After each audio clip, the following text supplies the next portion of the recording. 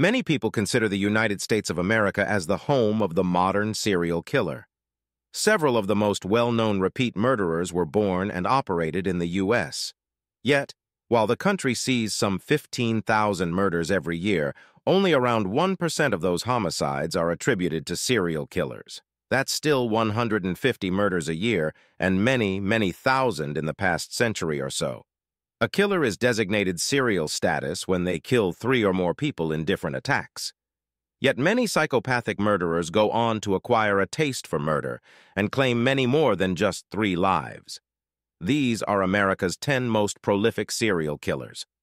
Despite the popular assumption, very few American serial killers cross state lines to commit their crimes.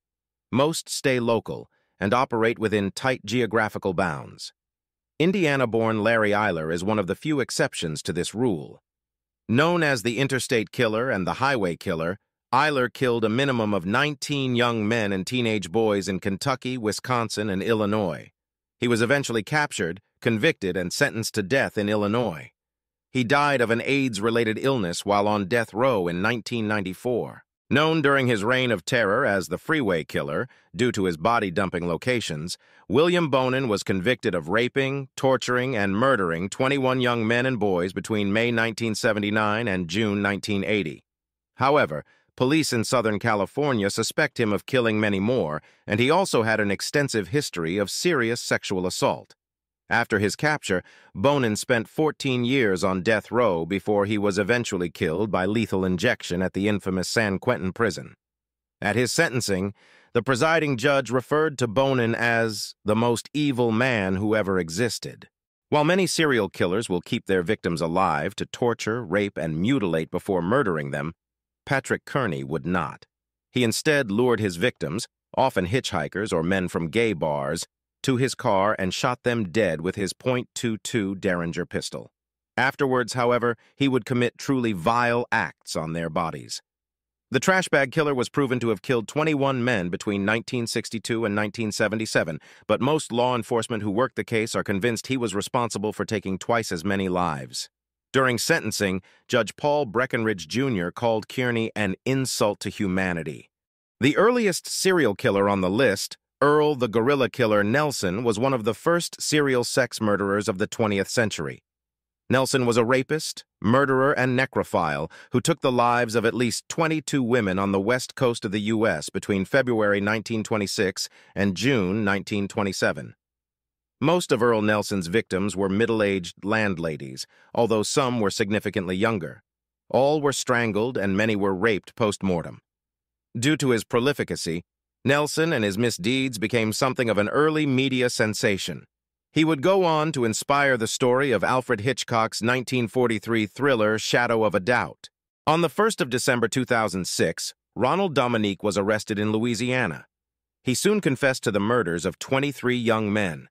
Following years of kidnap, torture, and murder, you'd imagine the capture of the Bayou Strangler might have made quite the media splash.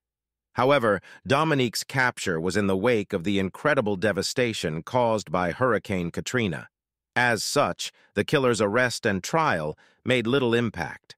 Following his conviction, the FBI declared that Dominique's case was the biggest serial homicide case in the country from the previous 2 decades, in terms of both death toll and duration.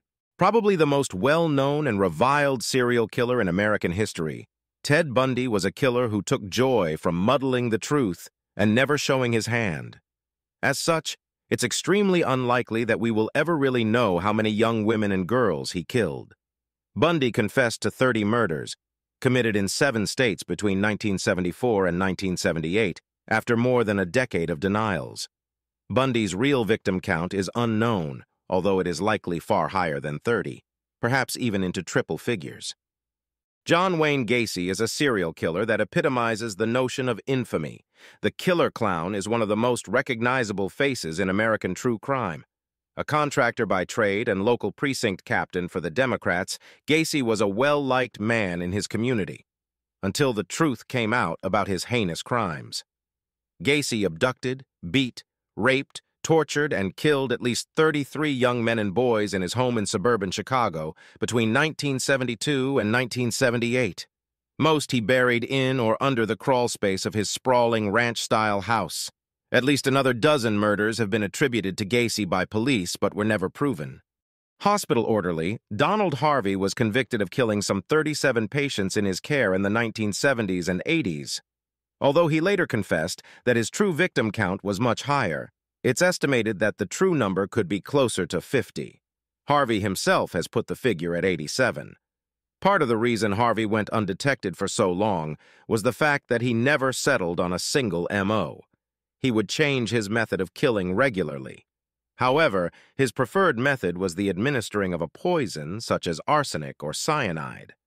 Harvey was given 28 life sentences and died when he was attacked by a fellow inmate back in 2017. Operating out of the state of Washington between 1982 and 1998, Gary Ridgway killed a minimum of 49 women. That's what was proven in court and what he was sentenced for. The disturbing reality is that the real figure is almost certainly north of that number, and by some way.